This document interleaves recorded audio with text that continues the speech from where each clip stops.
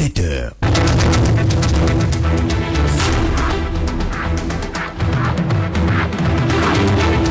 Le journal. François Zegui, bonjour. Bonjour, Tesmaï. Les titres du journal de 7h. 34e session ordinaire du sommet des chefs d'État et de gouvernement de l'Union africaine. La rencontre a lieu par visioconférence sur le thème Art, culture et patrimoine, des leviers pour construire l'Afrique que nous voulons. Journée mondiale sans téléphone d'édition 2021 a pour thème surabondance des applications dans notre vie quotidienne. Dans ce journal, nous saurons si certaines personnes peuvent se passer de leur téléphone portable pour quelques heures. Le Gabon se dote d'un laboratoire d'analyse alimentaire. Le ministre de l'Agriculture, Biendi Maranga Moussavou, procède à la visite de ce matériel de haute technologie à même d'assurer la sécurité phytosanitaire. Enfin, dans ce journal, les nouvelles sportives seront développées par Sumaron de Concours. Dans un instant, le développement de tous ces titres.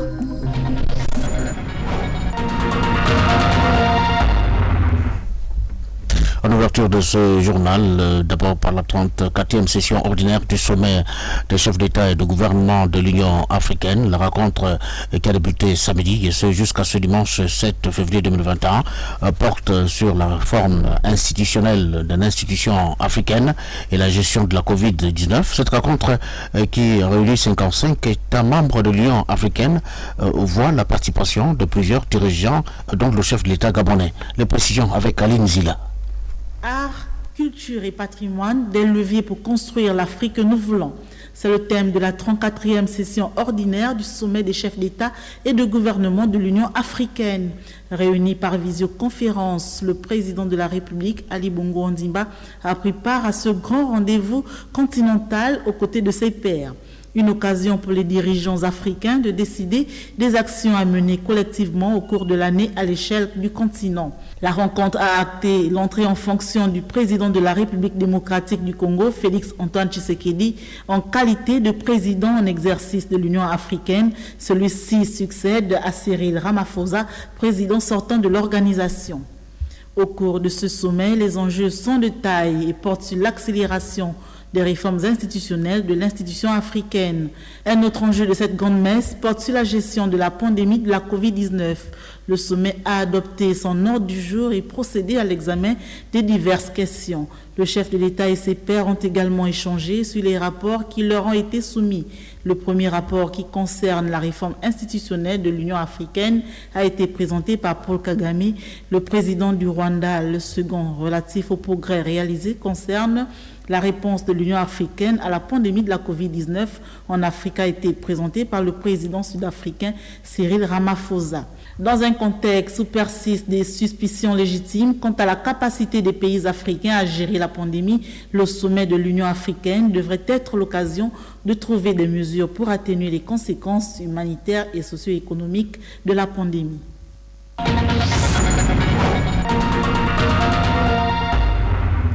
Le ministère de l'Agriculture se dote d'un laboratoire lui permettant d'émerger dans une agriculture moderne et d'assurer la sécurité alimentaire et phytosanitaire.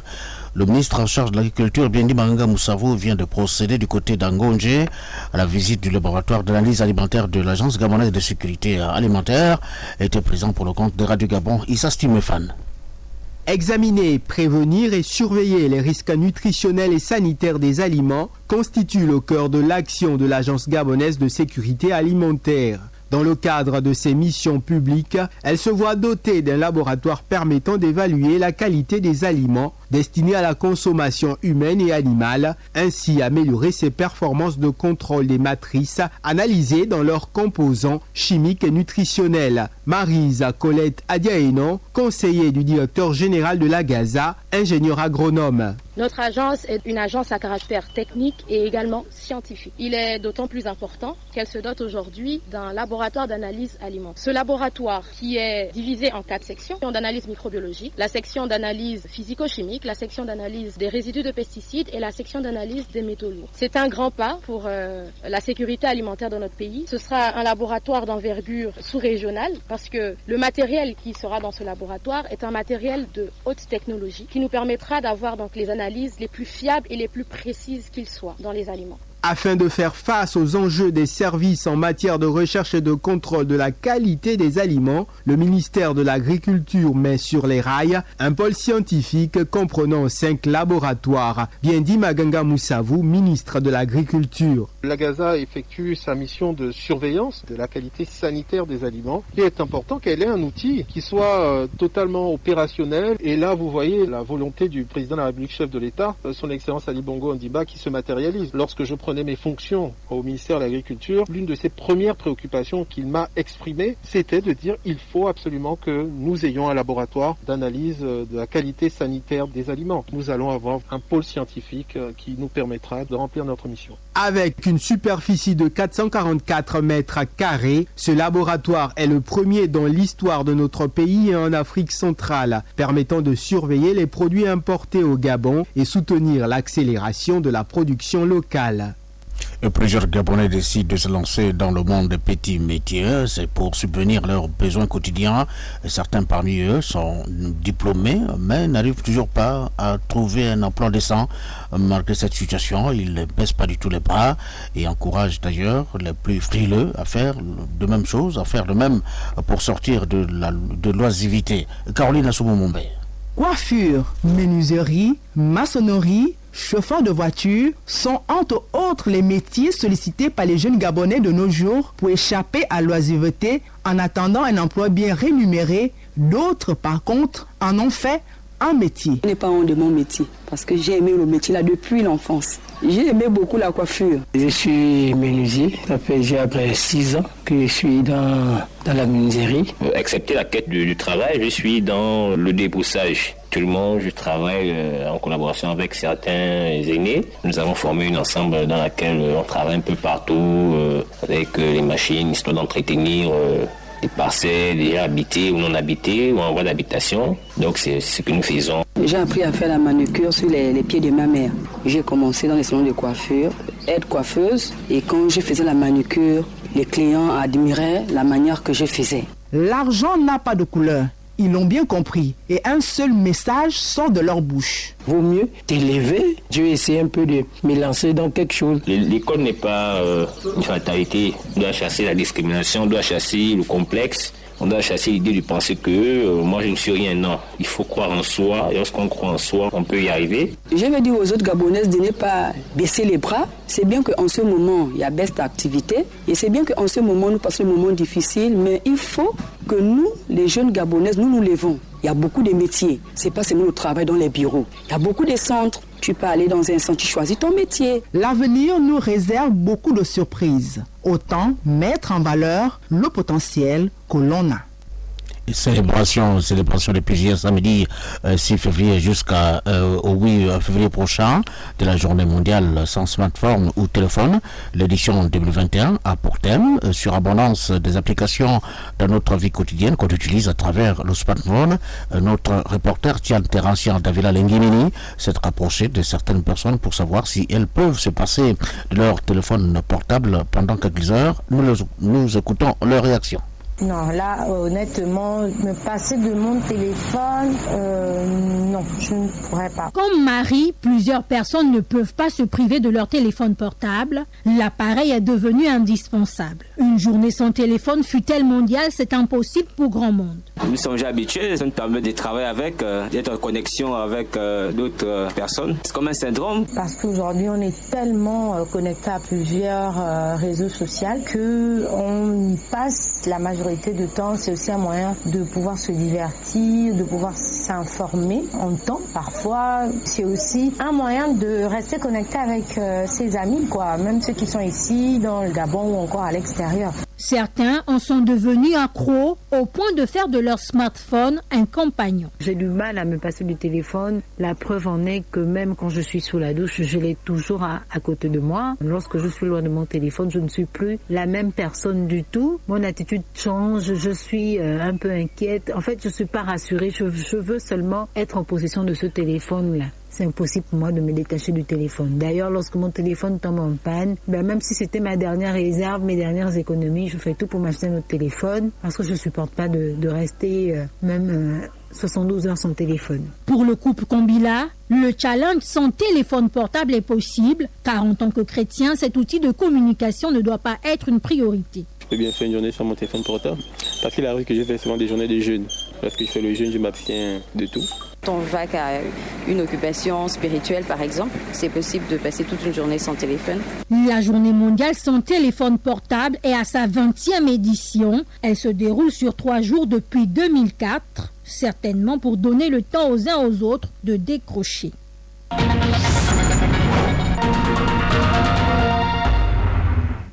Suite au verdict du procès opposant l'ancien vice-président de la République Pierre Claver Mahanga Moussavou au journaliste en ligne Steve Ono Makanga, le PAM, l'organisation patronale des médias, fait le mea culpa et sollicite tout de même l'indulgence du président du Parti social-démocrate afin qu'il reconsidère la lourde amende financière qui en découle. Écoutons Guy-Pierre Bitegué, président de l'OPAM, au micro de Claudette Eoré.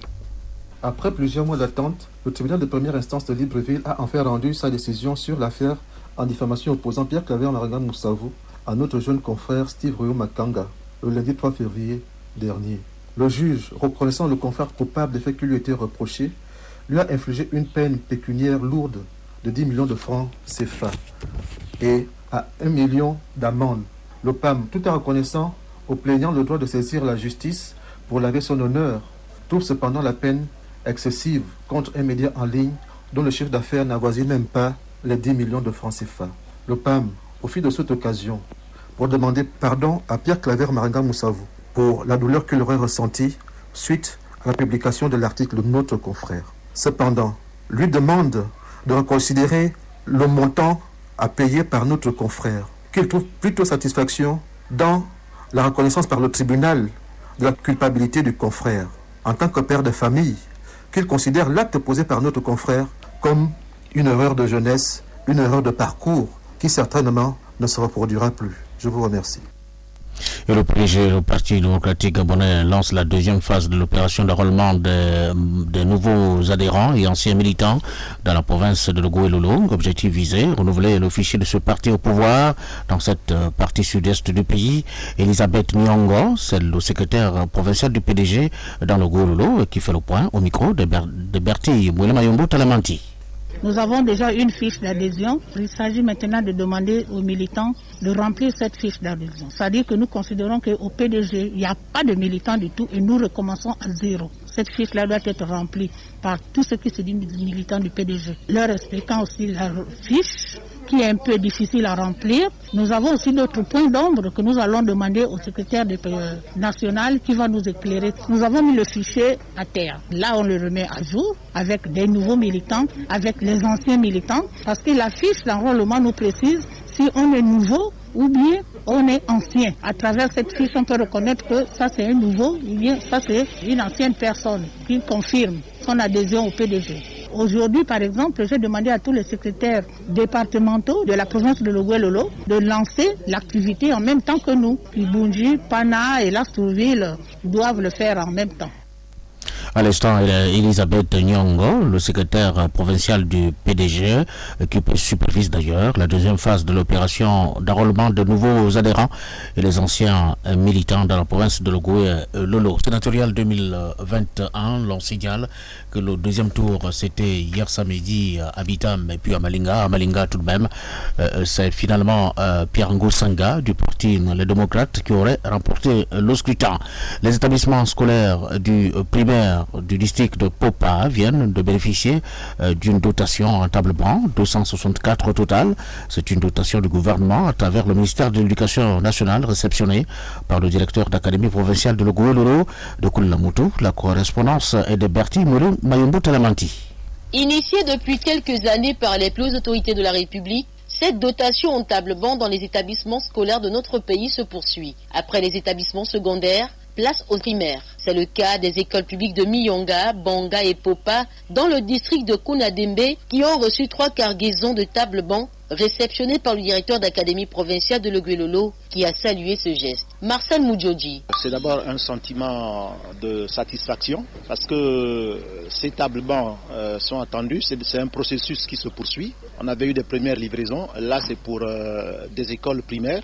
Sur l'axe Popa, donc Mianga, Banga et Popa. Ces tables sont la bienvenue. C'est l'occasion pour nous donc de remercier l'État pour tous les efforts consentis en dépit du contexte particulier que nous vivons aujourd'hui. Nous avons 3 conteneurs, chacun à son sein, 88 tables bancs. À l'endroit des enseignants et des élèves, c'est leur demander de prendre soin de ces tables bancs parce que l'État fait déjà des efforts. Donc c'est à nous maintenant de pouvoir préserver cet acquis pour qu'ils servent à long terme à des générations différentes. Ce sont au total 264 tables bancs qui permettront aux apprenants de travailler dans de bonnes conditions en vue de pallier aux problèmes de manque de tables bancs dans les établissements scolaires publics et d'atteindre des objectifs fixés par le gouvernement. Depuis Koulamoutou pour le compte de Radio Gabon, Berti Moulé Talamanti.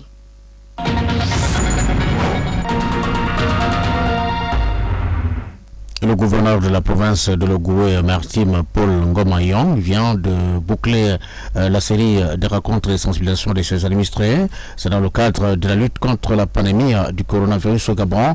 De Port-Gentil, la correspondance est de Ludwig Njembi. Démarré le lundi dernier, les réunions initiées par le gouverneur de province ont pris fin par la rencontre avec les chefs de quartier, les responsables des communautés étrangères et les directeurs provinciaux du commerce, de la marine marchande et des douanes.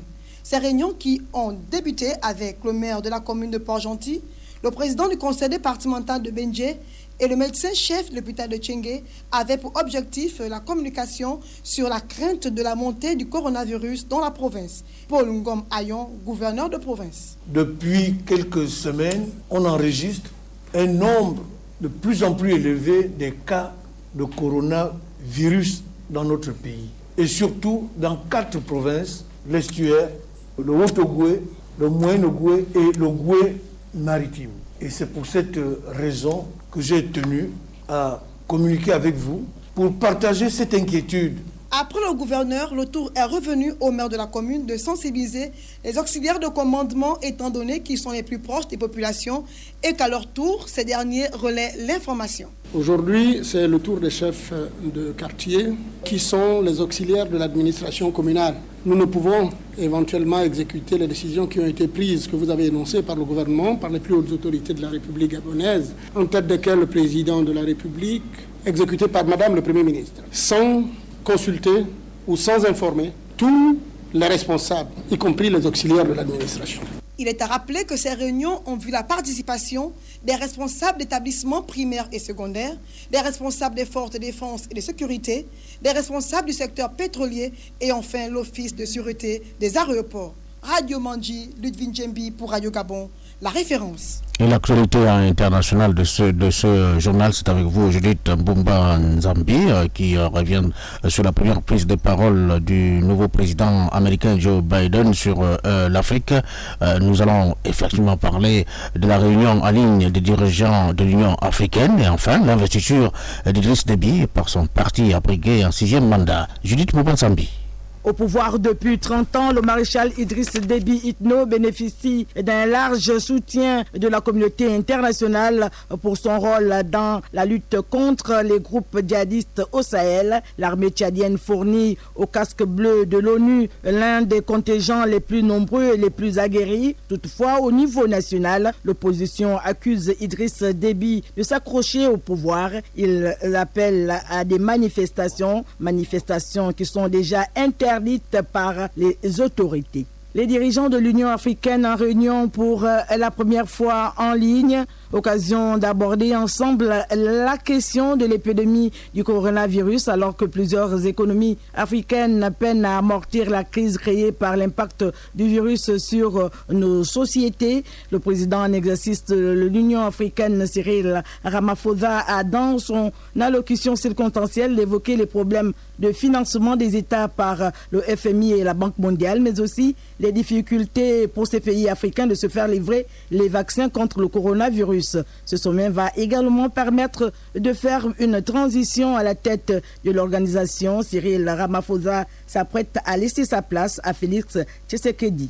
Enfin, Joe Biden promet un partenariat serré avec l'Afrique. Le président américain s'est exprimé vendredi dernier dans une vidéo adressée aux dirigeants de l'Union africaine. Il a déclaré vouloir participer en personne au prochain sommet de l'Union africaine et promis travailler avec les Africains sur les dossiers importants comme la lutte contre le coronavirus, le changement climatique, mais également mettre fin au conflit armé. Une première sortie sur l'Afrique qui marque un changement de la politique américaine sur le continent, un continent largement ignoré par son prédécesseur Donald Trump.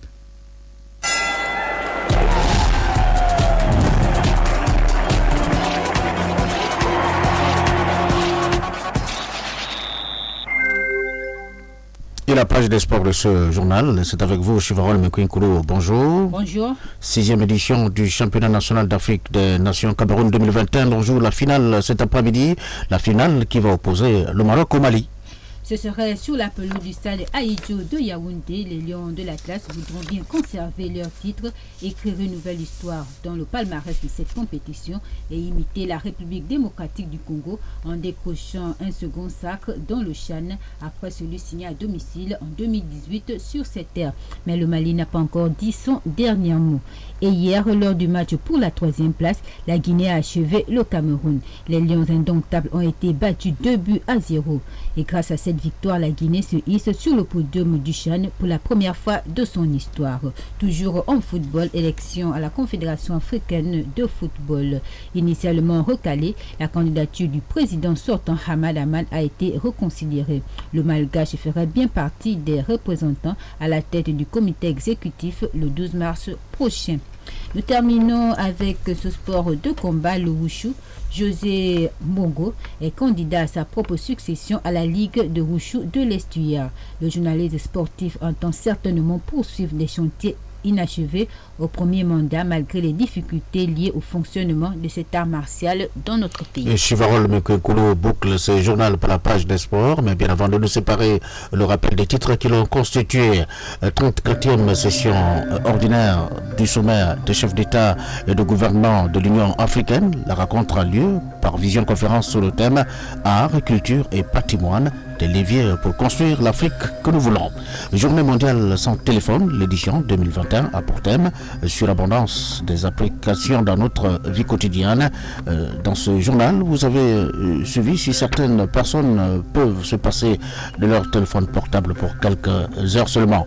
Le Gabon se dote d'un laboratoire d'analyse alimentaire. Le ministre de l'Agriculture, Biendi Maranga Moussavou, procède du côté d'Angonje à la visite de ce matériel de haute technologie à même d'assurer la sécurité phytosanitaire. Dans ce journal, c'était la nouvelle des sports, la page des sports qui était développée par Chivarol Mekouinkoulo. Merci et bon confort d'écoute pour la suite de nos programmes avec Brigitte Ada.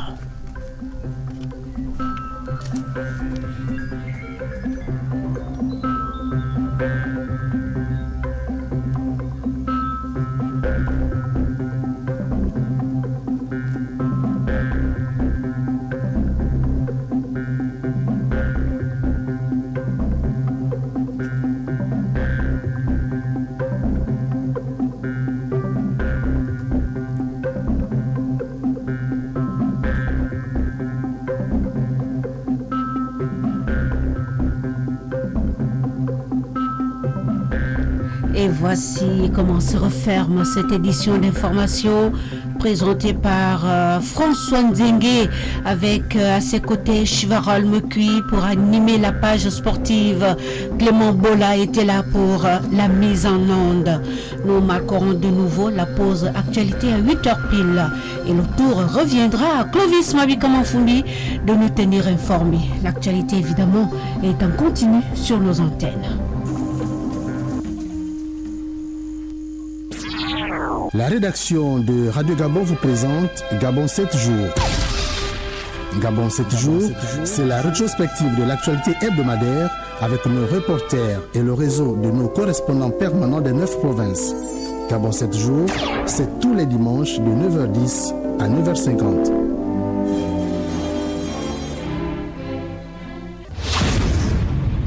Radio Gabon, toujours à vos côtés.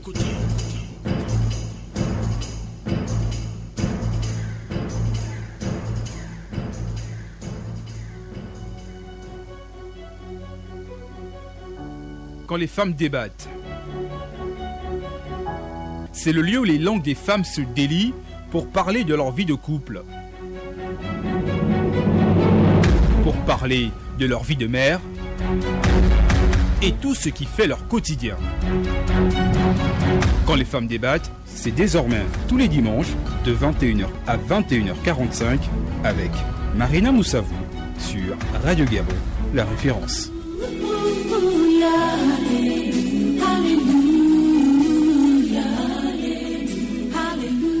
Marina Moussavou sera ce soir chez vous. Quand les femmes débattent, il va être question de la dépravation des mœurs en milieu scolaire.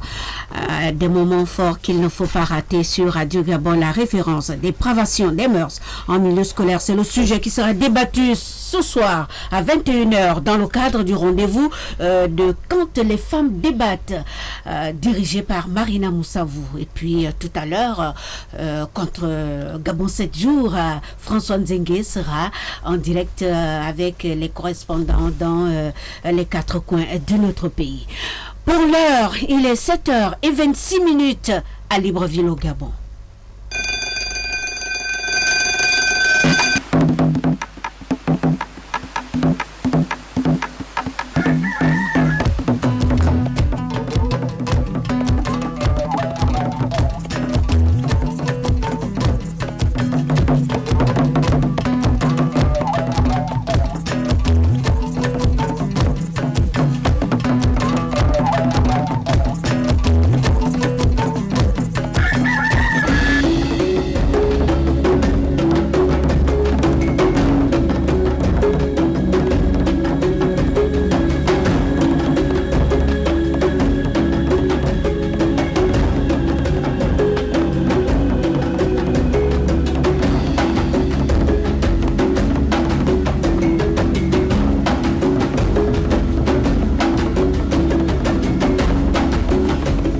Deuxième partie de votre réveil matinal, bonjour le week-end.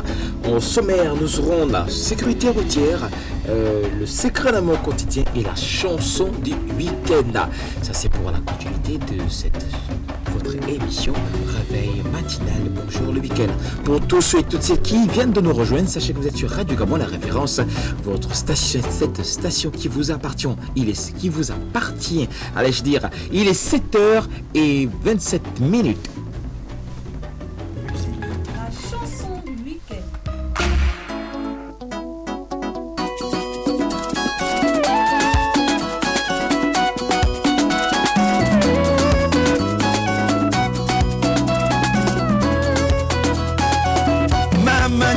Biona Madan, Abinga M, Esimetier Biona Madan, Ebinga M, Ibetier Biona Nadan, Ebinga M, Bele Bare Yona Nadan, Eyinga M, Apoison Ayona Nadan, Eyinga M, Osara Oyona Nadan, Eyinga M, Lekule Yona Nadan, Eyinga M, Boume Bare Yona Nadan, Eyinga M, Etube yona Adam, eyinga ombai oyona eyinga bo eyinga boma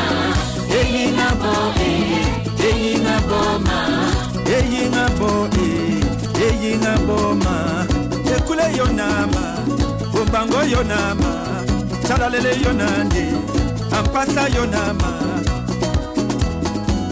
ambura yonama Obango yonama, Andimba yonama, Ekmamebe yoname, Anga yonama, Obango yonande, Ampasa yonantie, Chalale yonande, Angura yonama, Apwaza yonande.